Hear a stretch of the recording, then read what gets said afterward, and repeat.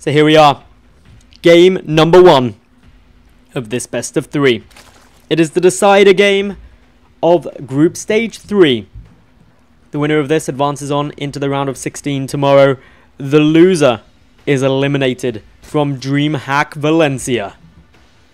Spawning down in the bottom left-hand position, we have got the red Zerg player. He plays for Meltdown. It is Stephano.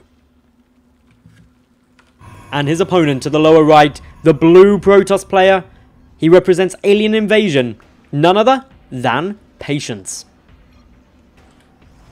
So the question on all our minds is a simple one.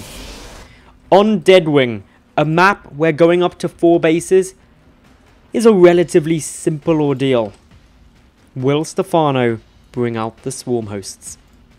And if he does Patience know how to deal with it? Of course, Stephano, aside from being what many consider the best foreigner ever, is also more recently known as being the longest game player ever.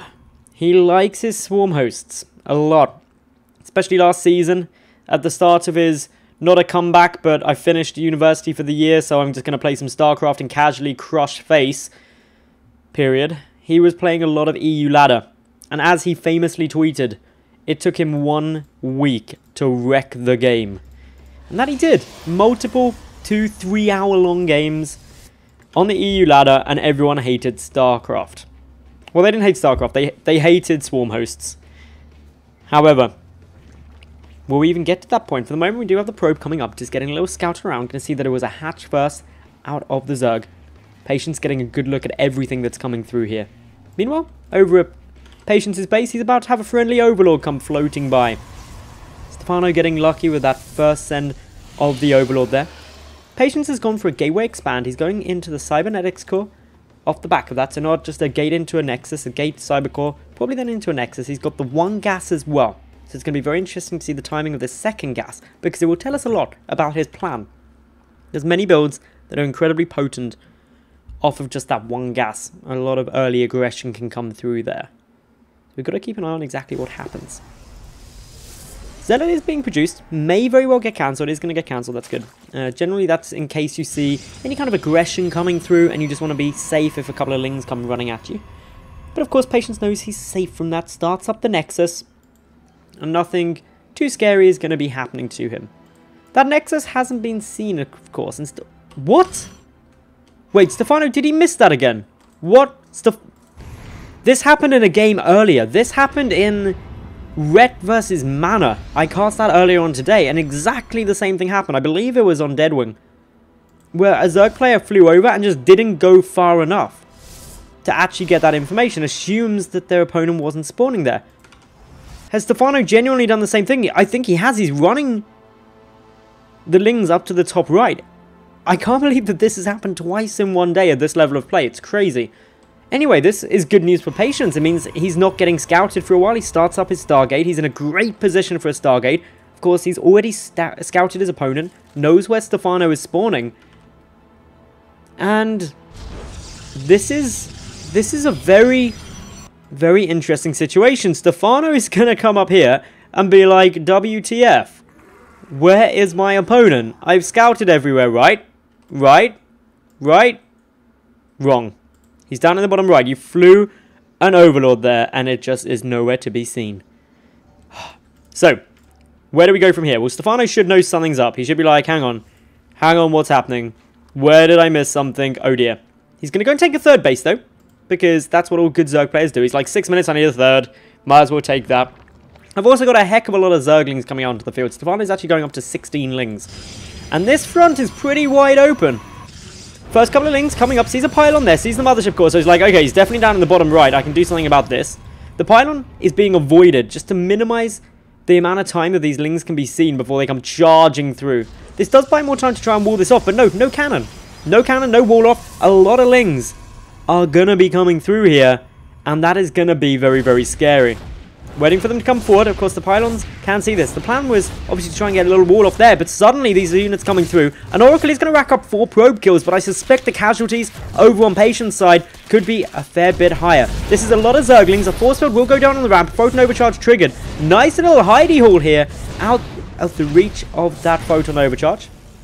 Unfortunately, a sentry will be able to do some. 2 workers compared to 4. In come the speedlings. They manage to speed on past before another force field is available. They see that a voidway is being produced. A couple more probes may actually get killed here. Only a handful. So, not as disastrous as it could have been. That sentry really did help Patience. If that wasn't there, the force field would have caused a lot of problems.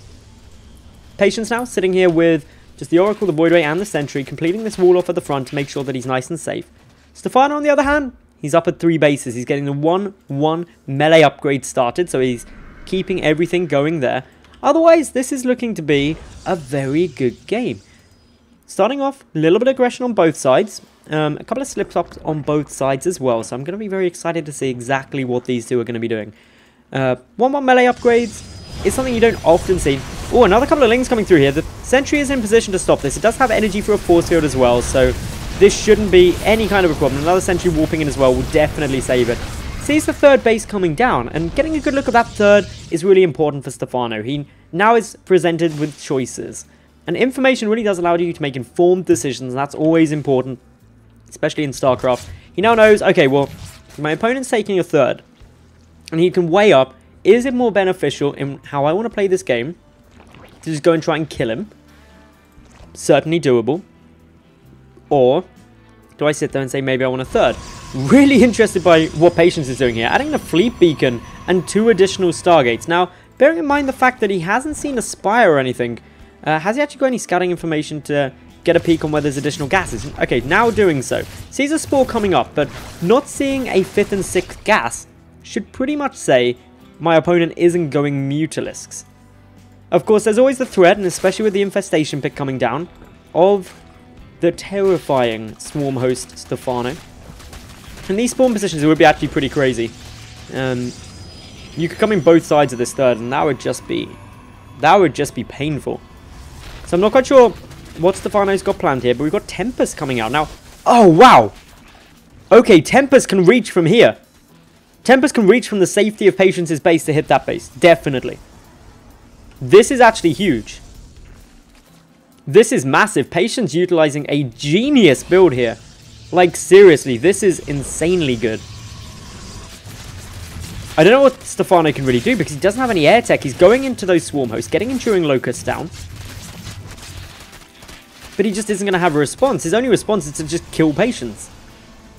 But if he's going into swarm hosts, that's going to be a fair way off before he has any decent number of those down. And this is a very interesting game. Now, of course, the Tempest range is massive, so they can happily start picking away here. And Stephano, I think, is now realizing the difficulty of his situation. A couple of lings coming through. They're going to counterattack, realizing these Tempests are here, and realizing that there's 3 of them already. He knows it's triple Stargate, so there's not going to be much else there. A couple of lings trying to pick away at a few of these probes. Photon Overcharge is triggered. A couple of Zealots getting warped in as well, getting that damage through as quickly as possible. Nice couple of shots go through there. Not that much else being achieved. Nice couple of shots coming down on these drones, getting the damage done very, very nicely. We do, of course, have a couple more gateways coming in here. Good number of lings also on the field. There's a lot being produced at the moment, as well as that Spire. Corruptors will deal very well with Tempest, but you've got to get them out. And of course, with the triple Stargate, the Corruptors are going to be a really difficult way to actually utilize that, because you've got to remember, the second the Corruptors are seen, there's going to be Voidway production started. 4th base is coming up for Stephano. He's taken decent worker losses. He's actually lost in total this game 9 so far. Trying to push in with more lings towards his 3rd. He's lost his 3rd base to these Tempest already. This build is insane. This map is insane in these spawn positions for Tempest. This is just such a smart play by Patience. I really don't see what Stephano could do once this happens. I genuinely don't see any way you could stop this happening, because these positions are just insane for Skytoss. Like, ridiculously good. There's some Vipers coming through, and they're going to be able to abduct, but bear in mind, this is like really late game tech. Tempest's going to start working away very nicely here, picking off a good amount of drones already. Stephano is quite low on his drone count. A couple of the Tempests get pulled, but there's just no anti-air here. There's a couple of Spore Crawlers. They're trying to pull them through. The Tempest's still staying up, though, for the moment. One should fall here. Second one will also go down. There's more Tempests coming through, but the Hive is not getting focused yet. The Tempests are in a nice position where they actually could. More consume energy coming through onto these Vipers. Once they get a couple more ducks, the Infestation Pit being focused, and this is crazy right now. More damage coming through. The Vipers get taken down.